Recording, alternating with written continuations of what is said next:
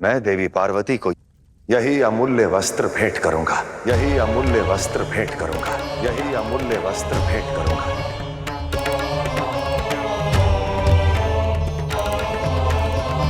एक क्षण महादेव।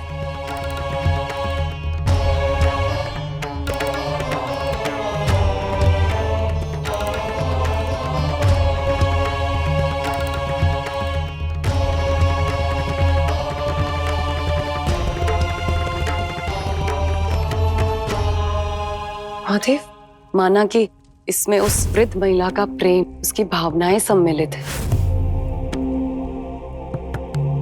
किंतु यदि आप पार्वती को ये भेंट भेजेंगे तो उसकी भावनाएं आहत होंगी।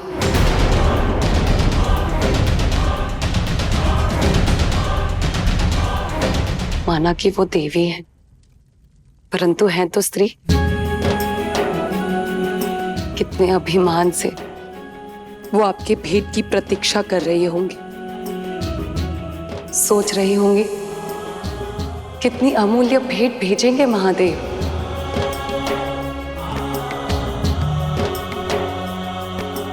परंतु आप उन्हें ये फटा हुआ जोड़ा भेजेंगे।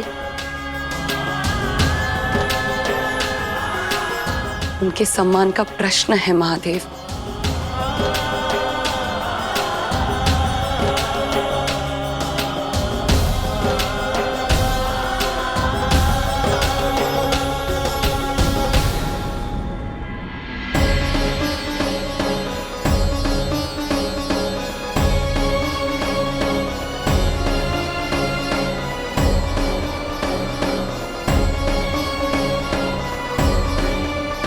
उनकी इच्छा ही तो पूर्ण कर रहा हूं देवी।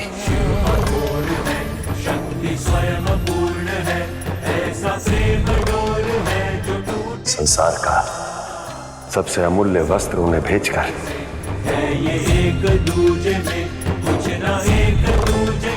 आगे उनकी श्रद्धा। शक्ति स्वयं पूर्ण है, ऐसा प्रेम डोर है जो टूट ना। है ये एक दूजे से, है ये एक दूजे में, कुछ ना एक दूजे के है बिना।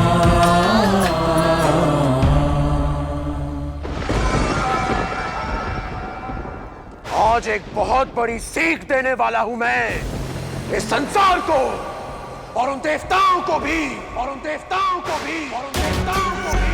अपनी युक्ति से मैं असुर राज तारकासुर, उन त्रिदेवों को भी उनकी दुर्बलता का आभास दिलाऊंगा, दुर्बलता का आभास दिलाऊंगा। असुर राज, जाल तैयार है।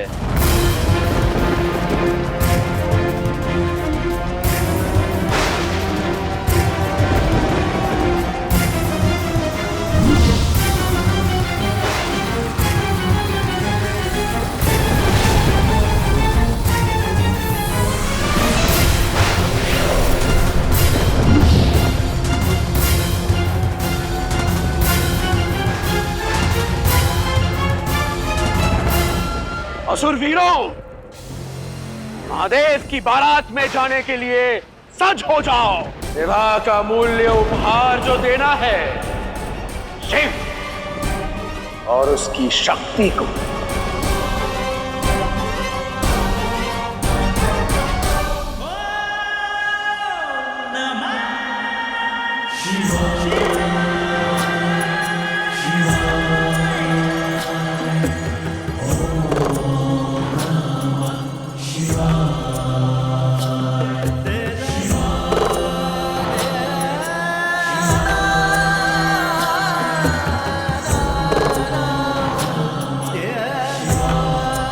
देवर्षि, ये महादेव इतना अधिक मत सोचो नंदी। महादेव की लीला महादेव ही जाने। कदाचित इसमें भी उनका कोई उद्देश्य छुपा हो। शांति बनाए रखो।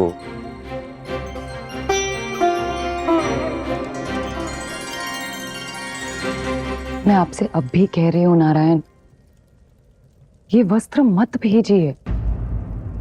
महादेव की भावना भले ही पावन हो, किंतु वो मृत्यु लोक है। बहुमूल्य भेंट की प्रतीक्षा कर रही हैं पार्वती, और उन्हें ये वस्त्र भेजना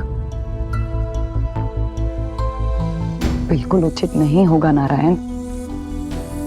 वो भले ही समझ जाएं, किंतु बाकी सब महादेव की भावना को नहीं समझ पाएंगे।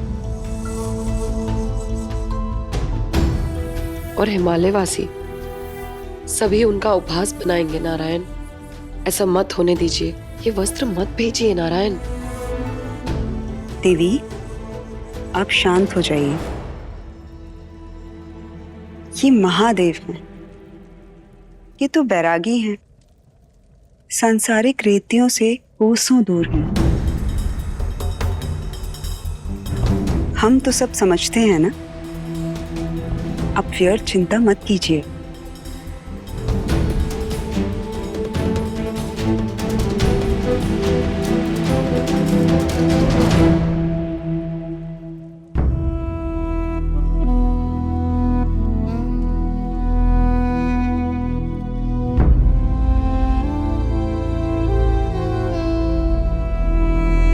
कुछ कीजिए नारायण, कुछ कीजिए। देवी लक्ष्मी,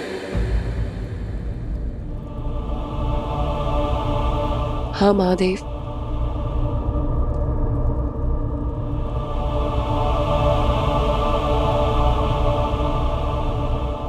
ये वस्त्र आप महाराज हिमवान के यहां लेकर जाएंगी,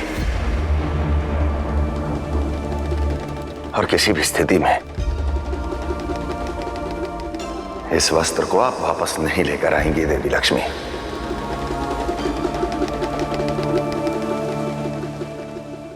जब तक देवी पार्वती इसे हर्ष के साथ स्वीकार न कर लें, आप वहीं प्रतीक्षा करेंगे। जी महादेव।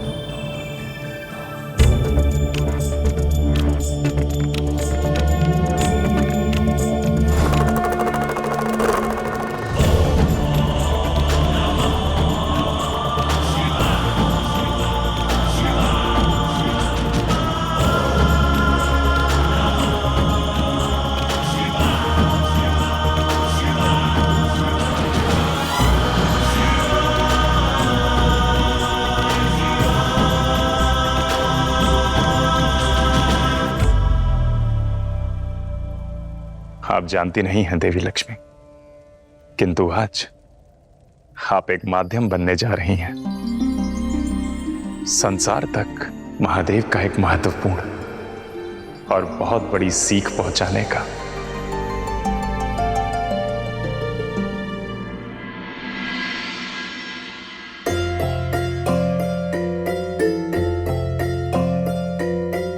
देखो तो कितने सुंदर वस्त्र हैं।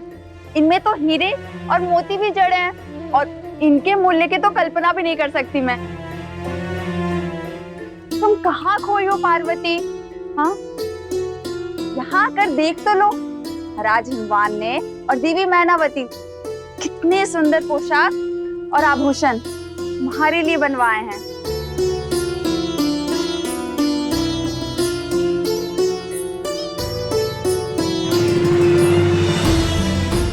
हाँ। अरे क्यों देखोगी, ये वस्त्र और आभूषण तो बड़े साधारण से हैं। पार्वती को तो शिव के भेजे हुए संसार के सबसे अमूल्य वस्त्र की प्रतीक्षा है ना? उसकी प्रतीक्षा तो सारे हिमालय को है, सारे हिमालय को है। देखे तो संसार के सबसे मूल्यवान वस्त्र कैसे होते हैं। न जाने कितने हीरे, मोती, मानिक जड़े होंगे। पार्वती, पार्वती, महादेव का भेजा हुआ जोड़ा आ गया है। साक्षात देवी लक्ष्मी लेकर आई है उसे। पार्वती, आ गया संसार का सबसे अमूल्य जोड़ा। सोचो तो, जिसे स्वयं धन और सौभाग्य की देवी लक्ष्मी लेकर आई हो, वो कितना भव्य और दिव्य वस्त्र होगा। महादेव का उपहार कुछ कैसे हो सकता है?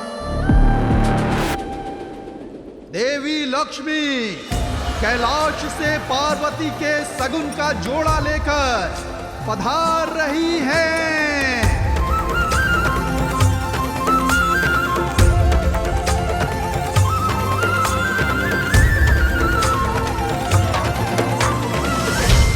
देवी लक्ष्मी, बताइए ना, कैसा जोड़ा चुना है शिव ने मेरे लिए?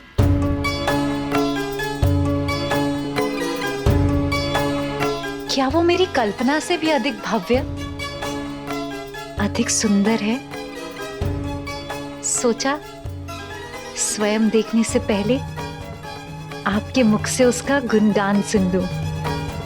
बताइए ना।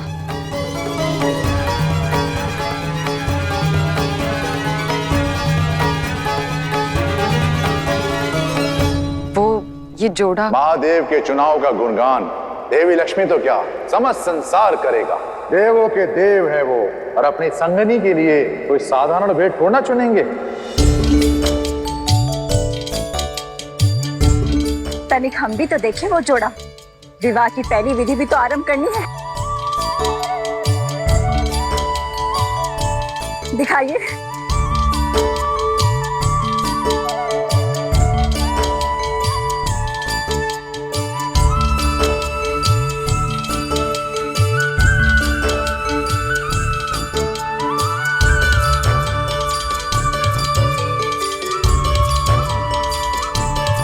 देवी लक्ष्मी, क्या हुआ? दिखाइए ना। देवी लक्ष्मी, सब कुछ ठीक तो है ना? हाँ।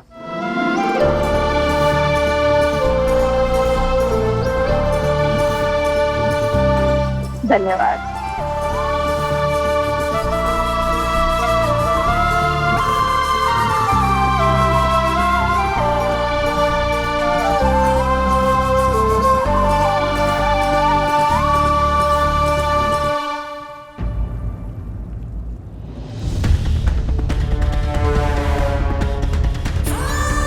जावा पुत्री,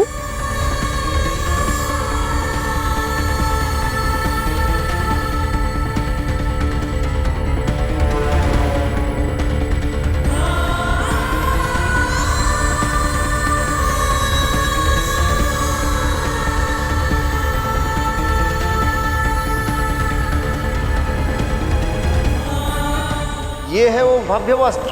अरे इससे अच्छी साड़ी तो कोई निर्धन भी लाके दे सकता है। इतनी दूर से ये देखने आए थे हम?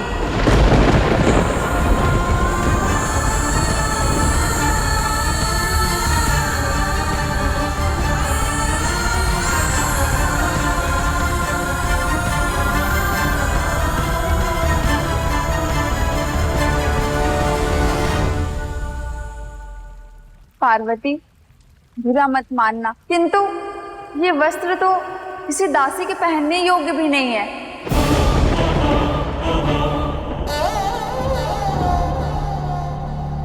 हीरे मोती सोने चांदी तो छोड़ो, ये तो कितना तुच्छ सा वस्त्र है, और इसका रंग भी कितना उड़ा सा है।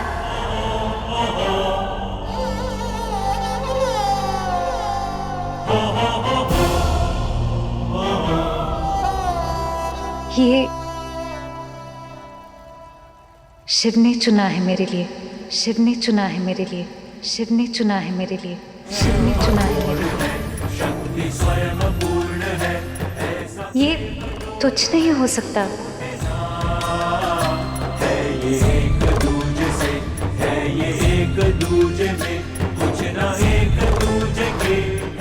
इसमें अवश्य ही कुछ अमूल्य है ना? शक्ति स्वयं पूर्ण है, ऐसा प्रेम डोर है जो टूट ना। इसमें अवश्य कुछ अमूल्य है। तनिक इस साड़ी को खोल के तो देखो, हो सकता है भीतर से सुंदर हो।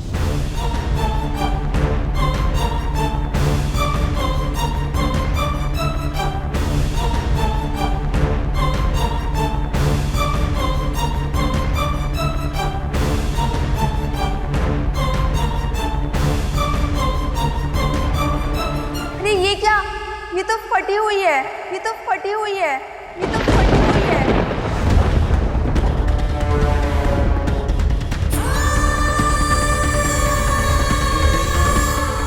ये देखो, हाथ से सिला हुआ भी है और इसमें तो छेद भी है। शिव अपने होने वाली पत्नी को ऐसा वस्त्र कैसे भेज सकते हैं? ऐसा वस्त्र कैसे भेज सकते हैं? ऐसा वस्त्र कैसे भेज सकते हैं?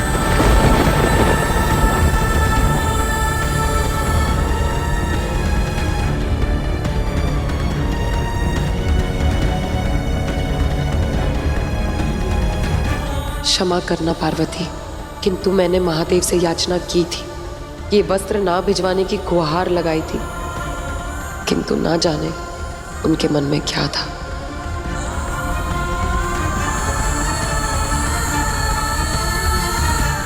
न जाने ऐसा क्यों किया महादेव ने। बेचारी पार्वती। हाँ हाँ, महादेव ने उचित नहीं किया, ऐसा वस्त्र नहीं भेजना चाहिए था। हाँ हाँ, महादेव ने उचित नहीं किया, ऐसा वस्त्र नहीं भेजना चाहिए था। हाँ हाँ, महादेव ने उचित नहीं किया, ऐसा वस्त्र नहीं भेजना।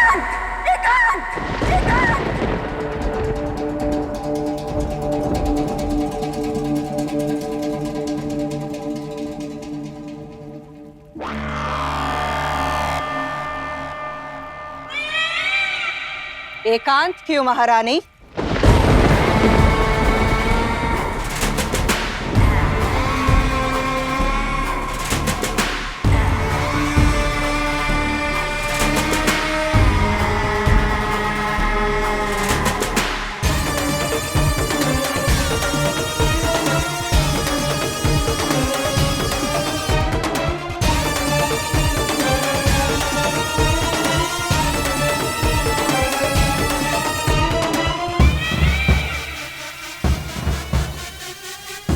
जो आपके दास दासी जो सत्य कहने में भयभीत हो रहे हैं, वो मैं कह देती हूँ मैना देवी।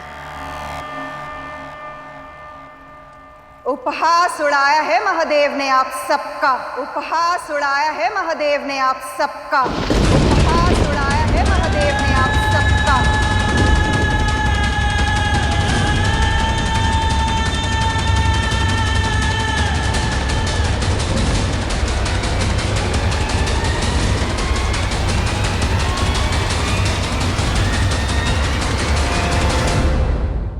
दीदी, आ गई तुम यहाँ पे भी बाधाओं का नया माया जाल रचने? बिन बुलाए नहीं आई हो देवी लक्ष्मी।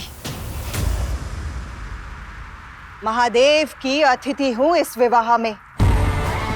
महादेव ने हम असुरों को भी निमंत्रण दिया है। अब महादेव के निमंत्रण का मान तो रखना ही था ना। परंतु यहाँ पार्वती का उपहास उड़ता देखकर बहुत पीड़ा हो रही है। सच पार्वती, कितनी अभागी हो तुम। अभी वैवाहिक जीवन का आरंभ भी नहीं हुआ, एक पत्नी के अधिकार से पहली बार महादेव से कुछ मांगा था तुमने, और वो उसमें भी झुक गए।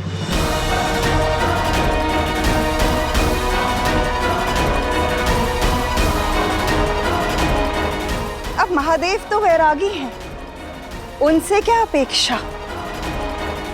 परंतु आप देवी लक्ष्मी,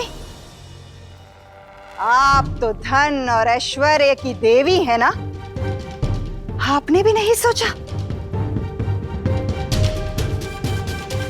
इससे तो यही सिद्ध होता है कि आप सबके लिए पार्वती और महाराज हिमवान का मूल्य इस फटे टूटे वस्त्र के समान ही है। इस फटे टूटे वस्त्र के समान ही है। इस फटे टूटे वस्त्र के समान ही है।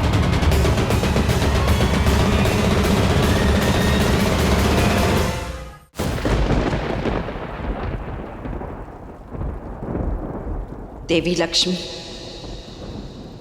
ले जाइए इसे और महादेव से कहिएगा कि उन्होंने हमें, पार्वती और अपने प्रेम को निराश किया है, निराश किया है।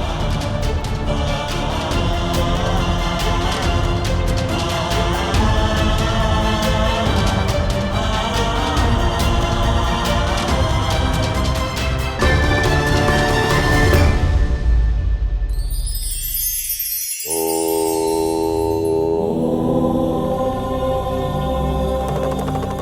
संसार में न जाने कितने मनुष्य हैं, उनके जीवन में किसी भी वस्तु की कोई कमी नहीं, किंतु फिर भी वो प्रतिदिन और अर्जित करने की इच्छा रखते हैं, और यही इच्छा उन्हें सोने नहीं देती। और वहीं कुछ व्यक्ति ऐसे भी हैं जिनके पास केवल उतना ही है कि वो अपने जीवन यापन कर सकें, और फिर भी वो सुख से नींद लेते हैं। इसलिए धन अर्जित करें, परंतु साथ ही साथ संतुष्टि भी कमाएं।